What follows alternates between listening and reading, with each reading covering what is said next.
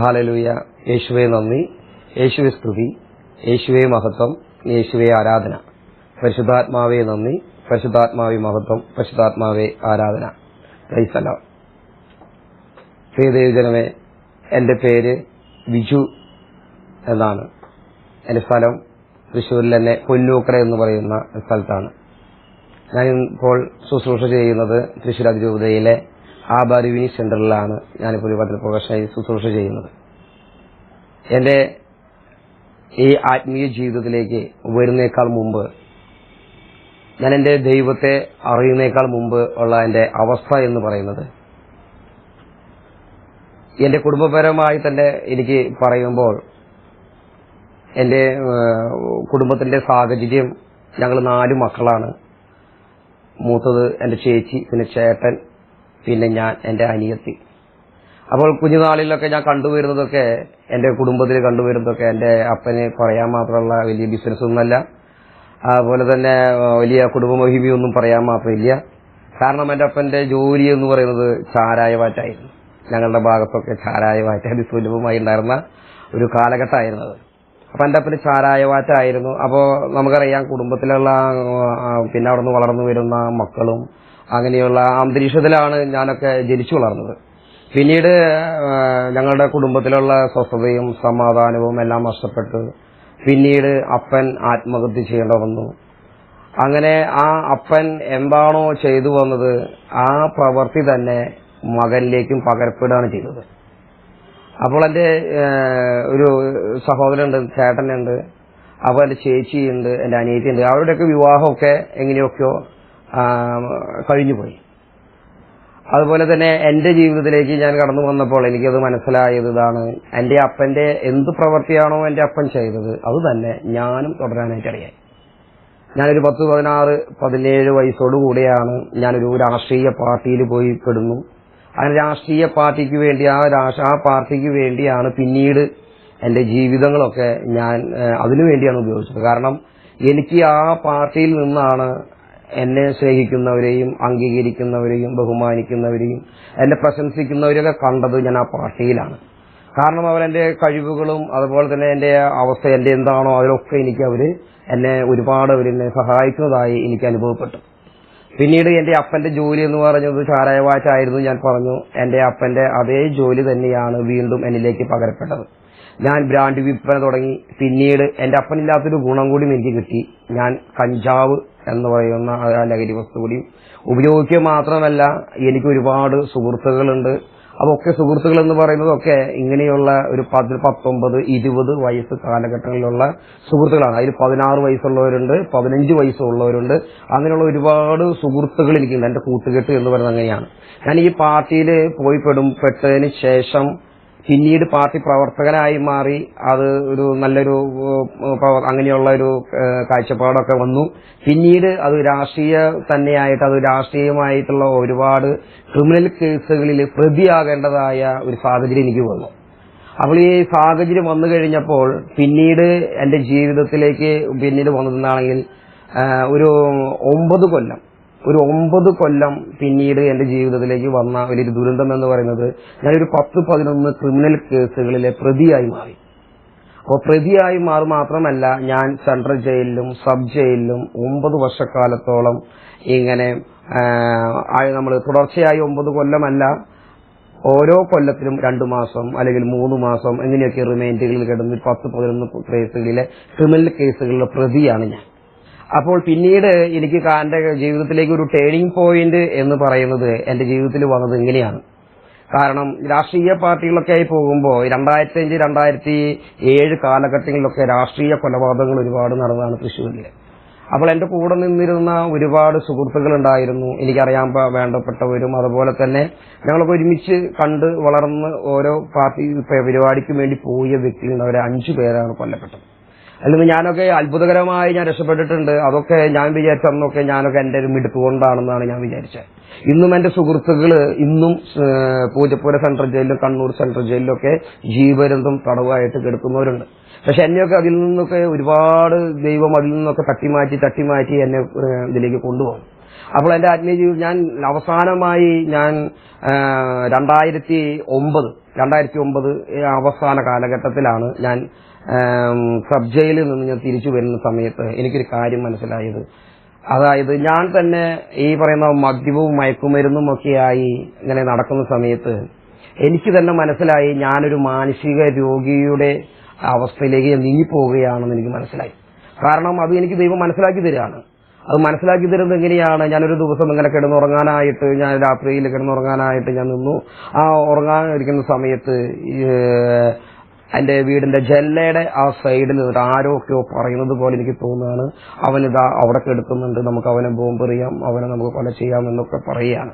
അപ്പോൾ ഞാൻ വിചാരിക്കുകയാണ് ആരോ അവിടെ ഉണ്ട് എന്ന് ഞാൻ മനസ്സിലാക്കി ഞാൻ ഇറങ്ങുന്നു. അങ്ങനെ ഞാൻ ഇറങ്ങി, ഞാൻ ലൈറ്റൊന്നും ഇടാതെ ഞാൻ എന്റെ കയ്യിൽ സൂക്ഷിച്ചിട്ടുള്ള ആയുധവുമായി ഞാൻ പതുക്കെ അടക്കള സൈഡിൽ കൂടെ ഞാൻ പോകുന്നു. ജല്ലയുടെ അവിടെ പോയി ഞാൻ നോക്കുമ്പോൾ എനിക്ക് കാണാൻ പറ്റിയത് അവിടെ ആരുമില്ല, ആരും തന്നെ അവിടെ ഇല്ല. ഒരു വട്ടമല്ല, 2 വട്ടമല്ല, 3, അങ്ങനെ പല ആവർത്തികൾ എന്റെ ഉറക്കം തന്നെ നഷ്ടപ്പെട്ടു. എനിക്കപ്പോൾ അതിൽ നിന്നൊക്കെ മനസ്സിലാക്കാനായി കഴിഞ്ഞത് ഞാൻ തന്നെ ഒരു മാനസിക രോഗിയാകാനായിട്ട് മാറിക്കൊണ്ടിരിക്കുന്നു എന്നാണ്. കാരണം ഞാൻ പറയുന്നത് ഇതാണ്, ഞാൻ മദ്യം മാത്രമല്ല ഉപയോഗിച്ചു തുടങ്ങിയത്, പിന്നെ കഞ്ചാവ് വലിച്ചു തുടങ്ങി. കഞ്ചാവിന് പുറമെ വട്ടുഗുളിക എന്ന് പറയുന്ന ഒരു ഗുളികയുണ്ടായിരുന്നു.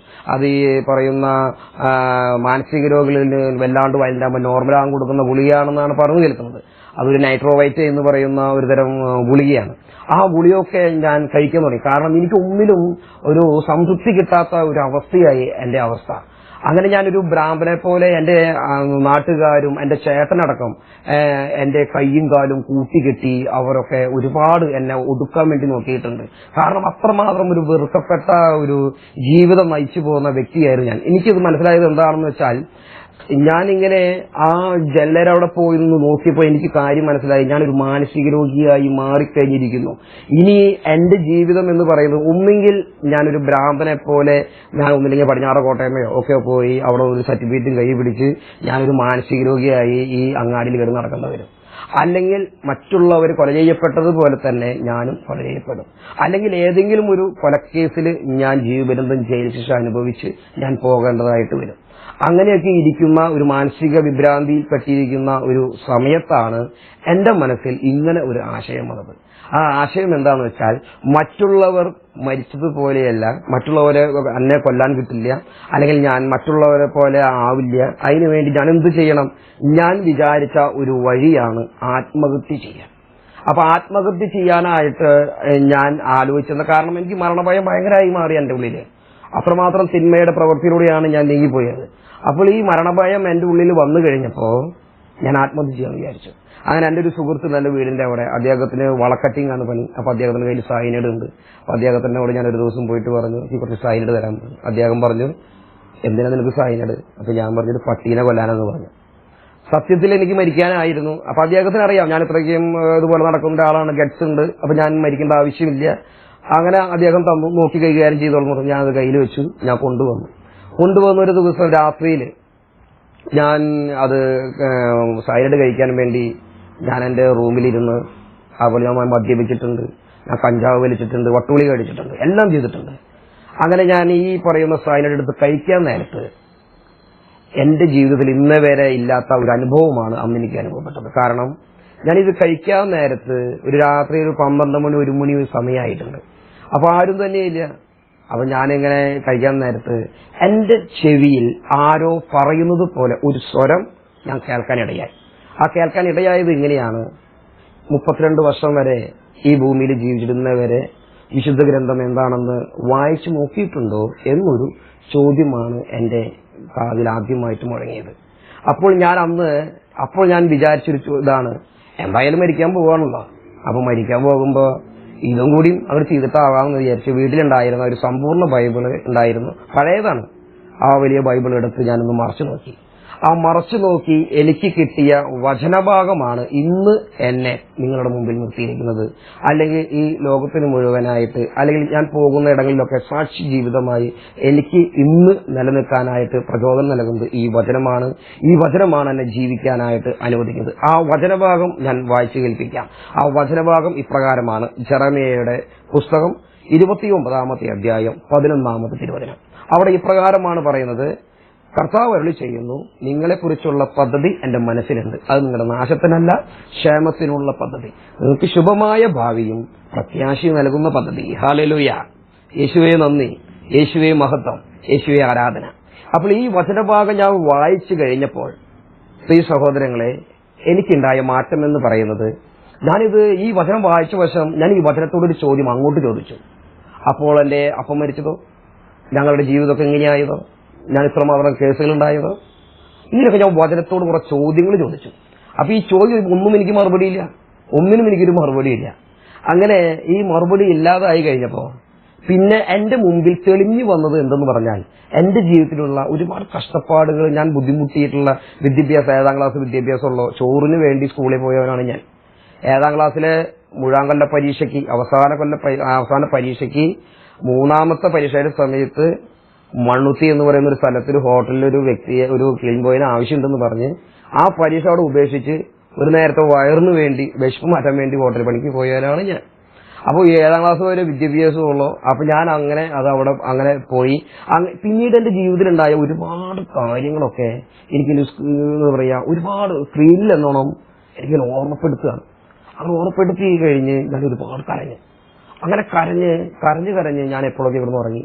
പിറ്റേ ദിവസം രാവിലെ എഴുന്നേറ്റ് നോക്കിയപ്പോ ഞാൻ നോക്കുകയാണ്, ഞാൻ ചത്തില്ലേ, ചാവാൻ വേണ്ടി കിടന്നാണല്ലോ. എന്റെ കിക്കൊക്കെ ഇറങ്ങി, എന്റെ ഫിറ്റും അതുപോലെ എന്റെ അബോധമൊക്കെ പോയി, ഞാൻ നോർമലായി. ഞാൻ നോക്കിയപ്പോ ഞാൻ ചത്തില്ലേ, ചാവാൻ വേണ്ടി കിടന്ന സൈലടി ഇരിക്കുന്നു. അതുപോലെ നോക്കിയപ്പോ ബൈബിള്, ഒരിക്കലും കാണാത്തൊരു സാധനം, ആ സാധനം ഇരിക്കുന്നു. അപ്പൊ ഞാൻ ചിന്തിക്കുകയാണ്, ഇതെന്താ ബൈബിൾ. അപ്പോഴാണ് എനിക്ക് ഓർമ്മ വരുന്നത്, ഇന്നലെ രാത്രി ഞാനിങ്ങനെ ചാവാൻ കിടക്കുമ്പോ എന്നോട് ആരോ ഇങ്ങനെ ചെവിയിൽ പറഞ്ഞു. അത് പ്രകാരം ഞാൻ ബൈബിൾ എടുത്തു കഴിഞ്ഞ് എനിക്ക് കിട്ടിയ വചനം ഇങ്ങനെയാണ്. വീണ്ടും ഞാൻ എടുത്ത് വായിക്കാനിടയായി. അപ്പോൾ വായിക്കാനിടയായ ആ വചനം വായിച്ചു കഴിഞ്ഞപ്പോൾ എനിക്ക് എന്റെ ജീവിതത്തിലേക്ക് ഏറ്റവും ആദ്യമായി അനുഭവപ്പെട്ട ഒന്നാണ്. അതായത് തലേദിവസം രാത്രി വരെ മരിക്കാനായിട്ട് കിടന്ന വ്യക്തി ഒരു വചനം ഉള്ളിൽ തട്ടിയപ്പോൾ ഏറ്റവും ആദ്യം എന്നിൽ രൂപാന്തരപ്പെട്ടത്, അല്ലെങ്കിൽ എന്നിൽ നിന്ന് മാറ്റം സംഭവിച്ചത് എന്താണെന്ന് വെച്ചാൽ, എനിക്ക് ആ വചനം ലഭിച്ചപ്പോൾ എന്റെ ഉള്ളിൽ ആദ്യമായി വിട്ടുപോയത് മരണഭയമായിരുന്നു. ഹല്ലേലൂയ, യേശുവേ നന്ദി. എനിക്ക് ജീവിക്കാനായിട്ട് ഇന്നും എന്നെ അനുവദിക്കുന്നത് ഈ പറയുന്ന വചനമാണ്. എന്നെ കുറിച്ച് പദ്ധതിയുള്ള ഒരു ദൈവമുണ്ട്. ആ ദൈവത്തിനെ കണ്ടുമുട്ടാനായി പിന്നീട് എന്റെ ജീവിതത്തിലേക്ക് ഇടപെട്ട ഒരു വ്യക്തി എന്നത് എന്റെ പൊന്നൂക്കര ഇടവകയിലുള്ള പ്രാർത്ഥനാ ഗ്രൂപ്പ് നയിക്കുന്ന ഒരു ലോനപ്പൻ എന്ന് പറയുന്ന ഒരു ബ്രദറാണ്. എന്റെ വീടിന്റെ അടുത്തുള്ള ഒരു സ്വദേശി വ്യക്തി തന്നെയാണ്. അദ്ദേഹം എന്നോട് പറഞ്ഞു, ബിജു നീ ഒരു ധ്യാനത്തിന് പോകണം. അങ്ങനെ ഞാൻ ധ്യാനത്തിന് പോകാനായിട്ട് ഇടയായി. അങ്ങനെ ധ്യാനത്തിന് പോയി. അവിടെ ഒരു പുത്തമ്മേലിക്കര എന്ന് പറയുന്ന ഒരു ധ്യാന കേന്ദ്രം ഞാൻ ധ്യാനത്തിന് പോയത്. അങ്ങനെ ധ്യാനത്തിന് പോയി. അവിടെ ചെന്ന് ആദ്യ ദിവസം ഒന്നും എനിക്കൊന്നും തന്നെ മനസ്സിലായില്ല. പിതാവായ ദൈവത്തെ കുറിച്ച് പറയുന്നു, മാതാവിനെ കുറിച്ച് പറയുന്നു. അപ്പൊ പിതാവായ ദൈവത്തെ കുറിച്ച് പറയുമ്പോഴൊക്കെ ഞാൻ എങ്ങനെയാണ് പിതാവായ ദൈവത്തെ കണ്ടിരുന്നത്? ഞാൻ എന്റെ അപ്പനെ വെച്ചിട്ടാണ് ഞാൻ അളക്കുന്നത്. കാരണം ഇതാണ് പിതാവിന്റെ സ്നേഹം, അല്ലെങ്കിൽ മാതാവിനോ ഇതാണ് മാതാവിന്റെ സ്നേഹം. എനിക്ക് എന്റെ അമ്മയെയും എന്റെ അപ്പനെയും വെച്ചിട്ടാണ് ഞാൻ അവരെ അളന്നിരുന്നത്. അപ്പൊ എനിക്കത് ഉൾക്കൊള്ളാൻ പറ്റിയില്ലായിരുന്നില്ല, ഒരിക്കലും ഉൾക്കൊള്ളാൻ പറ്റിയില്ല. പിതാവായ ദൈവത്തിന്റെ സ്നേഹമൊന്നും എനിക്ക് ഞായറാഴ്ചയിലോ തിങ്കളാഴ്ചത്തെ ക്ലാസ് ഒന്നും പറ്റിയില്ല. പക്ഷേ ചൊവ്വാഴ്ചയാണ് എന്റെ ജീവിതത്തിലുണ്ടായ ആദ്യത്തെ വലിയ മാറ്റം എന്ന് പറയുന്നത്. ചൊവ്വാഴ്ച അവിടുത്തെ അച്ഛൻ പറഞ്ഞു, ആരാധനയ്ക്ക് ചോദിച്ചിട്ട് പറഞ്ഞു, ഇങ്ങനെ 9 മണി മുതൽ 3 മണി വരെ ഒരു ആരാധനയാണ്. ആ ആരാധന എന്ന് പറഞ്ഞത്, നിങ്ങളൊരു പേനയും കടലാസും എടുത്ത് നിങ്ങൾ ആ ആരാധന മുമ്പിലിരുന്ന് നിങ്ങൾ ഇതുവരെ ജീവിതത്തിൽ വന്നു പോയിട്ടുള്ള എല്ലാ തെറ്റുകളും, എല്ലാ കുറവുകളും, പാപങ്ങളും ഒക്കെ ഇതിൽ നിങ്ങൾ എഴുതണം. എന്നിട്ട് നിങ്ങൾ കുമ്പസാരിക്കണം. 3 മണിക്കാണ് കുമ്പസാരം. അതിലിരിക്കുന്ന സമയത്ത് എന്റെ ജീവിതത്തിലുണ്ടായ ഏറ്റവും വലിയ അനുഭവം എന്ന് പറയുന്നത് ഇങ്ങനെയാണ്. ഞാനിങ്ങനെ കുമ്പസാരിക്കാനായിട്ട്, എനിക്കെന്ന് വെച്ചാൽ കുമ്പസാരിക്കാറുണ്ട്. കുമ്പസാരിക്കാന്ന് പറഞ്ഞാൽ അത് വല്ലപ്പോഴൊക്കെ പോകും. അത് നമ്മൾ ഈ കാൽക്കുലേറ്റർ 1 2 എന്ന് പറഞ്ഞോണം, തെറി പറഞ്ഞിട്ട് അങ്ങനെയുള്ള ഒരു ശൈലിയാണ്. പക്ഷേ എന്റെ ജീവിതത്തിലുണ്ടായത്, അവിടെ ഉള്ള അച്ഛൻ, ധ്യാനിക്കുന്ന അച്ഛനോട് പറയുന്ന ഒരു ഇതാണ്, മോനെ നമ്മള് പാപങ്ങളൊക്കെ എഴുതുമ്പോ ഏറ്റവും തെറി പറയുന്നത് നിന്റെ വീട്ടുകാർക്കും നാട്ടുകാർക്കും ഒക്കെ അറിയാം. നിന്റെ എന്താ പറയാ, നിന്റെ മറ്റുള്ള ദുശീലങ്ങളും കള്ളുകൂടിയും ഒക്കെ നാട്ടുകാർക്കും ഒക്കെ അറിയാം. എന്നാൽ മോൻ ഏറ്റവും ആദ്യം എഴുതേണ്ട പാപം എന്ന് പറയുന്നത് നിനക്കും നിന്റെ കൂട്ടുകാർക്കും വീട്ടുകാർക്കും നാട്ടുകാർക്കും അറിയാതെ നീ തന്നെ നിന്റെ ഹൃദയത്തിൽ താലോലിക്കുന്ന ആ രഹസ്യ പാപത്തെയാണ് ഏറ്റവും മുകളിൽ, ഏറ്റവും തുടക്കം മോനെ എഴുതേണ്ടത്. കാരണം ഈ പാപത്തെയാണ് മോനെ ഏറ്റവും ആദ്യം എഴുതി അത് ഏറ്റുപറഞ്ഞ കുമ്പസാരം. ബാക്കിയൊക്കെ പിന്നീട് മോനെ എഴുതുക എന്നിട്ടത്. അപ്പോ അതാണെങ്കിൽ നിന്റെ ഹൃദയത്തിൽ നീ താലോലിക്കുന്ന കുറെ പാപങ്ങളുണ്ട്, അപ്പൊ അതൊക്കെ എഴുതാൻ പറഞ്ഞു. അപ്പൊ ഞാൻ എനിക്കിനെ ഇതായി, അത് ആർക്കും അറിയാതെ ഞാനൊക്കെ ക്രെഡിറ്റ് ആയിട്ട് വിചാരിക്കുന്ന കുറെ പാപങ്ങളുണ്ട്, അതൊക്കെ ഏറ്റവും വലിയ തിന്മയാണെന്നുള്ള ക്ലാസ്സുകളും കാര്യങ്ങളും കേട്ട് ഞാൻ അങ്ങനെ കുമ്പസാരിക്കാനിടയായി. ഈ ഒരു കുമ്പസാരത്തിലൂടെയാണ് യഥാർത്ഥത്തിൽ എനിക്ക് ഒരു സ്വാതന്ത്ര്യം അനുഭവിക്കാനായിട്ടിടയായത്. അങ്ങനെ എന്റെ ജീവിതത്തിലുണ്ടായ പിന്നീടുള്ള മാറ്റങ്ങൾ എന്ന് പറയുന്നത്, ഞാൻ കുർബാനയ്ക്കൊന്നും അങ്ങനെയൊന്നും പോകാത്തൊരു വ്യക്തിയായിരുന്നു. പിന്നീട് ഞാൻ എന്റെ കുർബാന എന്റെ ഇടവക ദേവാലയത്തിൽ ഞാൻ കുർബാനയ്ക്ക് പോകുന്നു. പിന്നീട് എന്റെ അമ്മയ്ക്കുണ്ടായ ഏറ്റവും വലിയ ഒരു വേദന എന്ന് പറയുന്നത്, മറ്റുള്ളവരെ കല്യാണം കഴിഞ്ഞു. 36 വയസ്സായിട്ടും ബിജു കല്യാണം കഴിച്ചിട്ടില്ല. ബിജുവിന് സ്വന്തമായിട്ടൊരു വീടില്ല, ആകെ 2 സെന്റ് സ്ഥലമായിരുന്നു ഉണ്ടായിരുന്നത്. അങ്ങനെ പ്രാർത്ഥനയും കാര്യങ്ങളും ഇതൊക്കെയായിട്ട് മുന്നോട്ട് പോകുന്ന സമയത്ത് എന്റെ അമ്മയ്ക്ക് വലിയ വിഷമം ഉണ്ടായിരുന്നു, എന്റെ മോനെ ഈ ഗതിയായല്ലോ എന്നൊക്കെ. പക്ഷെ പിന്നീടുള്ള പ്രാർത്ഥനകളാണ് ജീവിതത്തിൽ വലിയ മാറ്റങ്ങൾ ഉണ്ടായത്. എന്നെ കുറിച്ച് പദ്ധതിയുള്ള എന്റെ ദൈവം, വാഗ്ദാനങ്ങളിൽ വിശ്വസ്തനായ ദൈവം ആ വചനം സ്ഥിരീകരിക്കുകയായിരുന്നു. പിന്നീടുള്ള കാലഘട്ടങ്ങളിൽ, ഇതുവരെയ്ക്കുള്ള കാലഘട്ടങ്ങളിൽ ആ വചനമാണ് സ്ഥിരീകരിക്കുന്നത്. കാരണം വീടുണ്ടായിരുന്നില്ല, 2 സെന്റ് സ്ഥലമായിരുന്നു ഉണ്ടായിരുന്നത്. അതൊക്കെ കാട് പിടിച്ച് കിടക്കുന്ന ഒരു സ്ഥലമായിരുന്നു. അവിടെ ചില ബ്രദർമാരൊക്കെ വന്ന് അവരൊക്കെ അവിടെ പ്രാർത്ഥിച്ചു. അതിന് പ്രാർത്ഥിച്ചതിന്റെ ഫലമായി അവിടെ ഒരു വീട് ദൈവം എനിക്ക് അവിടെ നൽകാനായിട്ടിടയായി.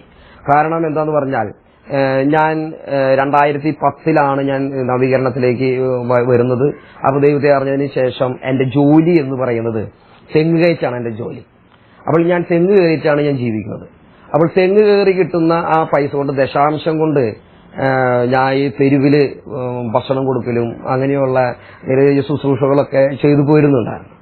അങ്ങനെ എന്റെ ജീവിതത്തിൽ ഞാൻ ദശാംശം കൊടുത്തിരുന്നു.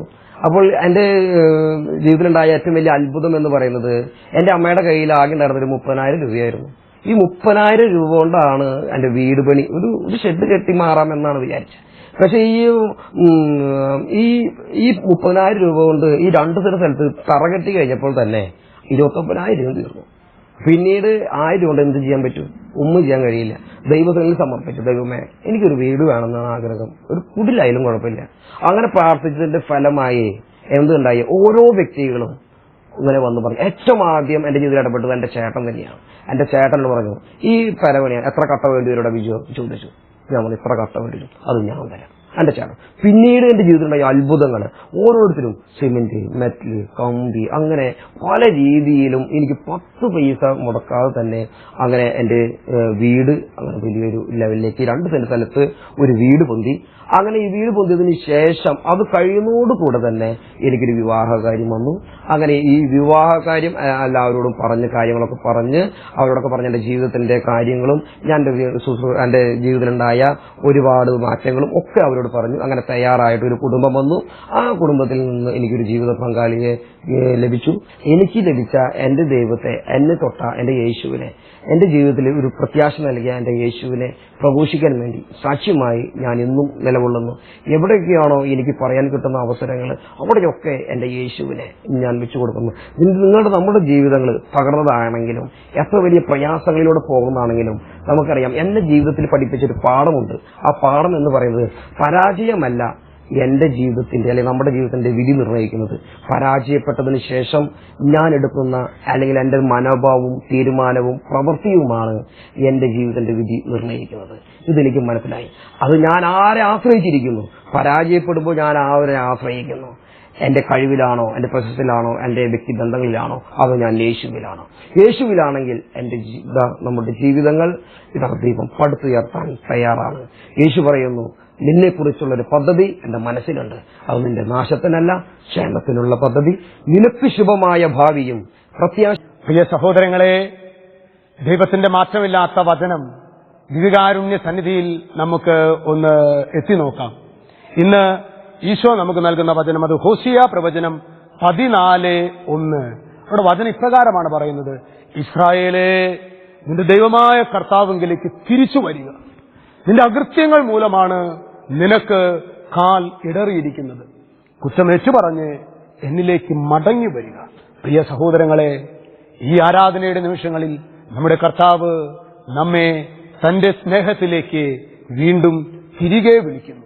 ഇന്ന് നമ്മൾ സാക്ഷ്യത്തില് ബിജു എന്ന സഹോദരന്റെ അനുഭവം നമ്മൾ കേൾക്കാനിടയായി.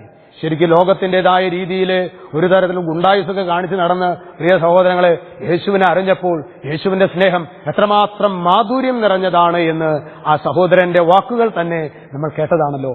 കർത്താവ് നമ്മെ സ്നേഹത്തോടെ തന്റെ സ്നേഹത്തിലേക്ക്, സമാധാനത്തിലേക്ക്, സായുജ്യത്തിലേക്ക് തിരികെ വിളിക്കുന്നു. നമുക്ക് കർത്താവെങ്കിലേക്ക് തിരിയാം. രണ്ട് കരങ്ങളും സ്വർഗത്തിലേക്ക് ഉയർത്തി വലിയ ആഗ്രഹത്തോടെ, വലിയ അഭിഷേകത്തോടെ ഒരു തിരിച്ചുവരവന്റെ അഭിഷേകം, ഒരു തിരിച്ചുവരവന്റെ ആത്മാവിന് ഞങ്ങൾക്ക് നൽകണമേ പരിശുദ്ധാത്മാവേ. ആഗ്രഹത്തോടെ സ്തുതിക്കുന്നു. Hallelujah, hallelujah, hallelujah. യേശുവേ, ആരാധന, ആരാധന, ആരാധന. കർത്താവെ, കൃപ ഒഴുക്കണമേ. തിരികെ വരാൻ വേണ്ട കൃപ ഒഴുക്കണമേ കർത്താവെ. ആരാധന. ധ്യാനത്തിലൂടെ ലഭിച്ചു കഴിഞ്ഞപ്പോൾ ആ മകന്റെ ജീവിതത്തിലേക്ക് വലിയ മാറ്റം സംഭവിച്ചു എന്ന് വർഷങ്ങളായി കപ്പേരായി കൊണ്ടും വചനപ്രഘോഷകനായും കൊണ്ട് വളരെ സന്തോഷത്തോടെ ജീവിച്ചുകൊണ്ടിരിക്കുന്ന വർഗീസ് ചേട്ടനെ നമ്മൾ അടുത്താഴ്ച കാണാൻ പോകുന്നു. തീർച്ചയായും ഈ എപ്പിസോഡ് നമ്മൾ കണ്ടിരിക്കണം. ഹല്ലേലൂയ. നമുക്ക് ഏതെങ്കിലും തരത്തിലുള്ള പ്രാർത്ഥനാ സഹായങ്ങളൊക്കെ നമുക്ക് ആവശ്യമുണ്ട്. ഞങ്ങളെ താഴെ കാണുന്ന നമ്പറിലേക്ക് വിളിക്കാൻ മറക്കരുത്. ഒപ്പം തന്നെ നമ്മുടെ ഗ്രൂപ്പിന്റെ ധ്യാനം നമ്മൾ വേളാങ്കണ്ണിയിൽ വെച്ച് കുറച്ച് നാളുകൾ, ഒരു 6 മാസത്തോളം നടത്തിയിരുന്നു. വൻ വിജയമായിരുന്നു. അത് പങ്കെടുത്തവർക്ക് അത് ഒത്തിരി പേര് അത് വിളിച്ച് പറയുന്നുണ്ട്. ഇനി നമ്മുടെ ശുശ്രൂഷ, നമ്മുടെ ധ്യാനം, നമ്മുടെ in the name of Jesus അല്ലെങ്കിൽ നമ്മുടെ ഇന്റർസെഷൻ ഫോർ ഇന്ത്യ ടീമിന്റെ ധ്യാനം ഈ കേരളത്തിലെ പ്രത്യേകിച്ച് എല്ലാവർക്കും വരാൻ പാകത്തില് അങ്കമാലി, എറണാകുളം ജില്ലയിലെ അങ്കമാലി ഹൈവേയുടെ അടുത്ത് തന്നെ അസീസി ധ്യാനമന്ദിരത്തിൽ വെച്ചിട്ടാണ് നമ്മൾ അത് ആദ്യ ധ്യാനം നടക്കുന്നത് സെപ്റ്റംബർ മാസം 29. ഇന്ന് പൂജ ഹോളിഡേ ആണ്, മുടക്കാണ്. വെള്ളിയാഴ്ച രാവിലെ 9:30 തുടങ്ങി ശനി ഞായറാഴ്ച ഉച്ചതിരിഞ്ഞ് 4 മണിക്ക് തീരും. മരിയൻ ആന്തരിക സൗഖ്യ ധ്യാനാണ്. സീറ്റുകൾ വെറും 100 പേര് സീറ്റുകളുള്ളൂ. നിങ്ങൾക്ക് പെട്ടെന്ന് താഴെ കാണുന്ന നമ്പറിലേക്ക് വിളിച്ച് അത് ബുക്ക് ചെയ്യുക. കേരളത്തിൽ എവിടെയുള്ളവർക്കും വരാൻ വളരെ സൗകര്യമാണ്. അങ്കമാലിക്ക് അടുത്താണ്. തീർച്ചയായും ആ ധ്യാനത്തിൽ പങ്കെടുക്കണം. അടുത്ത ആഴ്ച കണ്ടുമുട്ടുവരെ നമുക്ക് പ്രാർത്ഥിക്കാം. ആമേൻ.